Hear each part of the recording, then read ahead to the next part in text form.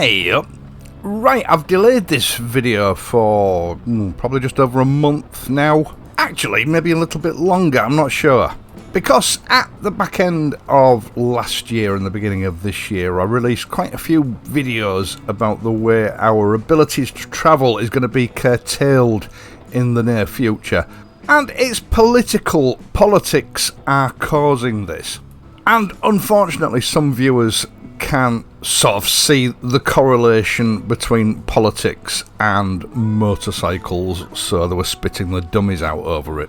They can't see the bigger picture and how it's going to affect their children or grandchildren or even great-grandchildren. Because there's no doubt about it, 20 years from now, the UK is going to be a very different place to what it is now. Now, I'm making this video today because I'm going to be busy with the Classic 350 over the next few months. And I wanted to get it out of the way. Those previous videos that I've made, I predicted that there was going to be a gradual nibbling away at our freedom to travel. They're just taking a little bit away from us at a time. And Western societies are an apathetic bunch.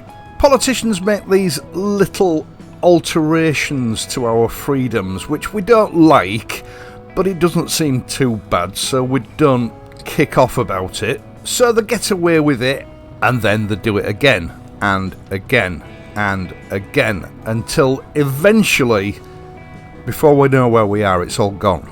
And during the last 2 years, this process has begun. In fact, it's now well underway, and a lot of people haven't even noticed. All these people are using what amounts to a sort of get out of jail free card. Global warming, or should that be climate change, or has it now been changed to climate emergency? By and large, if they propose some legislation change which is going to affect everybody adversely under that banner, they get away with it.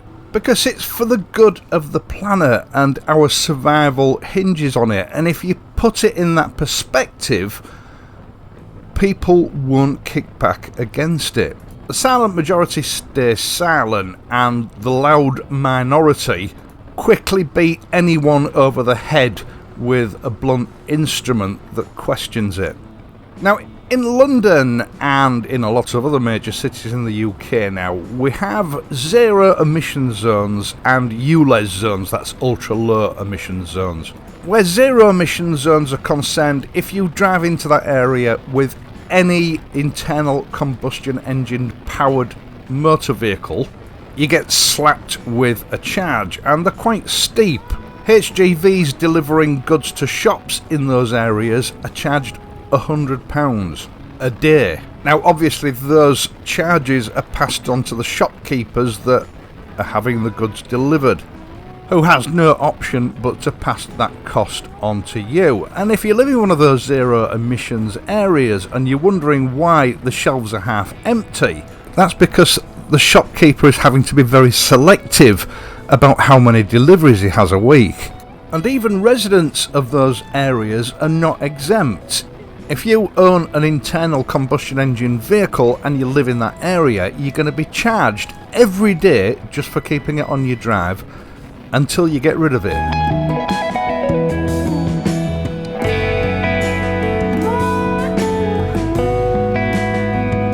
Now, these zones are like a sort of a layer cake, because outside of the zero emission zones, you then have the ULEZ zones, the ultra low emission zones. This means that if your motor car doesn't meet at the very least Euro 4 emission standards, you'll get charged £12.50 a day. If your motorcycle doesn't meet at least Euro 3 emission standards, you'll get charged £12.50 a day. But that is just as it stands at the moment. It won't be more than 1 or 2 years before those emission standards are changed to the later emission standards. And this is what I mean about the insidious nature of these policies. As the years roll on, the ULEZ zones will get larger. As the years roll on, the zero emission zones will get larger. As the years roll on, the Euro emission standards for the cars will rise to 5 and then 6. The emission standards for bikes will rise to 4 and then 5. until you can't drive anywhere in the country without falling foul of these charges. All the other major cities, including Birmingham and Manchester and Nottingham, are looking at doing exactly the same thing. They use London as a role model. They see how it goes. If it goes okay, they implement it as well. But it gets even worse. Places like the Peak District are looking at banning petrol or diesel engine vehicles into their region. Now, I'm not entirely sure how they think this is going to work, because those regions rely on tourism to keep their economies going. So if they ban the internal combustion engine, no tourists are going to come and the economies will collapse. And that is the only thing that is holding them back at the moment. Now, as if all this wasn't bad enough, it's about to get worse. Last year, the Department for Transport made it very clear that they didn't want common people like me and you, the proletariat, to have their own private means of transport. They want us to walk or cycle or use public transport. They don't want us driving around in cars or on motorcycles, because they're completely disconnected from society at large. They think everywhere is just like London, where you've got regular buses and tube trains. And those of us that live outside of London know that that is very much not the case. But protected by this philosophy, local councils are now starting to implement parking tariffs at places of work, and this has already started in Nottingham, where an employer is charged a sum of money per year for each parking space he provides for his workers. Now, in Nottingham, I think it's about £450 a year, but it's due to rise very shortly. And of course, other councils all around the country are looking at this very closely and proposing very similar policies, with charges of up to £1,000 per parking space per year. A sort of a going to work in your car or on your motorcycle tax.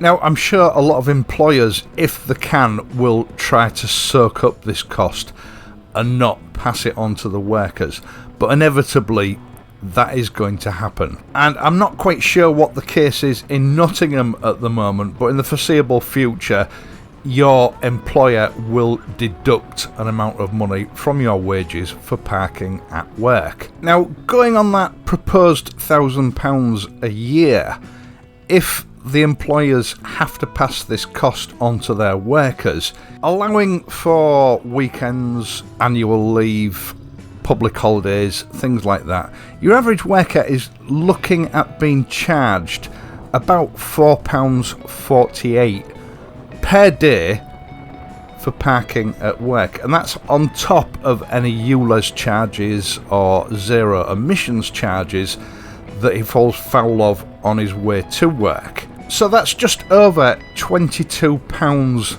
a week for parking at work, on top of ULEZ or zero emissions charges. The only saving grace is, I think, where motorcycles are concerned, we may be able to get round these parking at work charges. That is perhaps if you've got a motorcycle small enough to fit into the cycle parking bay or something like that. I don't know how it's going to work, but I'm sure there may be a way around that, which again reinforces the practicality of motorcycles. But the real cure to this problem is to call a halt on it, because it's not going to do any good. It's not going to help the planet. It's certainly not going to help me or you. All it's going to do is line some fat cat's pockets with even more cash. I was sent a report some months ago, and I've got to admit I've got no idea just how valid it is, but that report suggested that if we hit every target that our governments are aiming for, best case scenario, we're going to reduce the projected temperature increase on the planet by 1/10 of a degree, and it's going to cost hundreds of trillions of pounds and dollars to achieve that. This is all pushed at us in the name of reducing CO2 in the atmosphere. Sadiq Khan said the other day that in London alone, these measures are going to cut CO2 emissions by 150,000 tonnes a year. Now, whenever people like him say this, they're talking as though there's some invisible barrier between the UK and countries like China, Russia, India, and the rest of Asia and Eastern Europe who are not pursuing this CO2 reduction. In fact, I think it's pretty clear that their CO2 emissions are rising, not falling. So all of this is for absolutely nothing because there is no invisible barrier.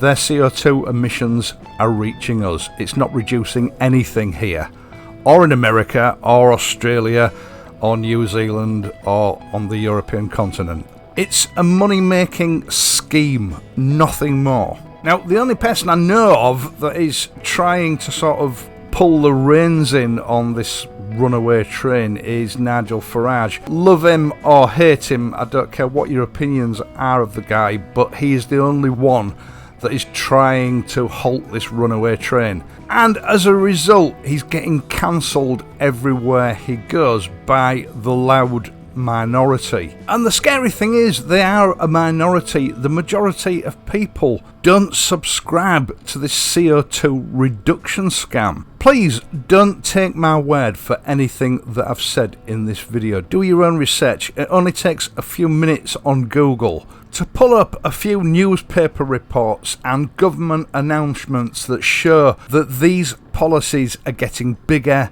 and they're gaining pace all the time because no one is objecting to them. And the further along that the UK gets with these ridiculous strategies, the more other governments around the world will start to implement them. Electric vehicles are not going to replace personal transport for all common people. They're going to be a wealthy man's luxury, and the likes of your children and your grandchildren will see a time where they rarely leave their own homes. They will work from the internet because there'll be no way of getting to work. They won't be able to afford electric vehicles. They won't have suitable public transport available to them. And I'll give you a little anecdotal story about that in a moment. A day away at the coast with their kids are not going to be something that they can just do on the spare of the moment. There'll be a once a year special occasion that costs them a lot of money and a lot of planning. Supermarkets as we know them will disappear because no one will have the transport to get there. Everyone will rely on it being delivered at an extra cost. The next generations are going to live in a world of travel poverty, where they will rarely have the ability to travel 5 or 10 miles away from home. They're going to be living lives of isolation where the only contact they have with the outside world is by video call or telephone. The lives will be harder and more expensive, but the grass won't be greener, the sky won't be bluer, and the air won't be any cleaner than it is now. And if you genuinely think this is all about saving the planet and it's not about money, just do a little bit of research about Greta Thunberg's net worth. The money that she's made from her little public rants. You'll be surprised. Now, that anecdotal story before I go. Myself and my partner like to go to York, 2 or 3 times a year, a little shopping trip. Jump in the car, it takes about an hour to get there to the park and ride, and then about another 15 minutes from the park and ride into York itself. Now, even taking into account the current petrol prices, myself and my partner can go to York for about £17, and that includes the journey back and the fare for the park and ride. And that's for the 2 of us. A total round trip travelling time of 2.5 hours for £17 for both of us. Now, a few months ago, her and her sisters decided to go to York for the day, and rather than drive down, they decided to take the train. Now, the nearest train station to where I live is about 7 or 8 miles away, and to take the bus from my hometown into the Hull city centre would take 35 to 40 minutes, and round trip would cost about £10. So she asked me to take her in the car, a 20-minute journey there and a 20-minute journey back for me, and then of course I had to repeat that in the evening to go and pick her up from the train station again. So putting the cost of petrol to one side, we won't put that into the equation. So altogether, total travelling time for her to and from the train station was 40 minutes. The normal train fare from Hull to York is around £23, but they'd booked several weeks in advance and got it for £17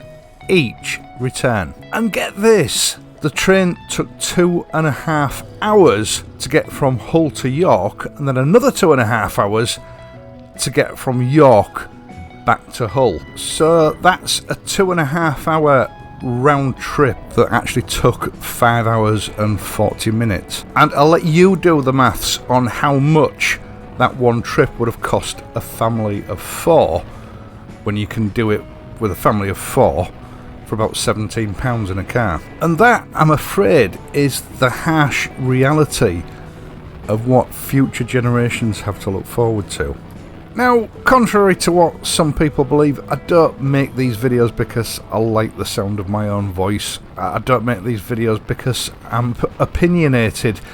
The evidence is right there in front of you as to what is happening. What frightens me is that everybody just seems to be taking it lying down. They're just accepting it without question, thinking that somehow this is all going to benefit the children and the grandchildren, without realising that there are actually going to be no benefits. In fact, I think future generations may well look back and curse us for allowing this to happen. Right, that's it from me for this week. I will of course be back next week. Once again, thank you so much for watching this and my other videos, and in doing so helping to support this channel. I really do appreciate it. I would also appreciate it if you would leave a like and subscribe to this channel if you're not already a subscriber. And please make sure that if you do subscribe, you enable all your notifications so that you can be informed whenever I upload a new video.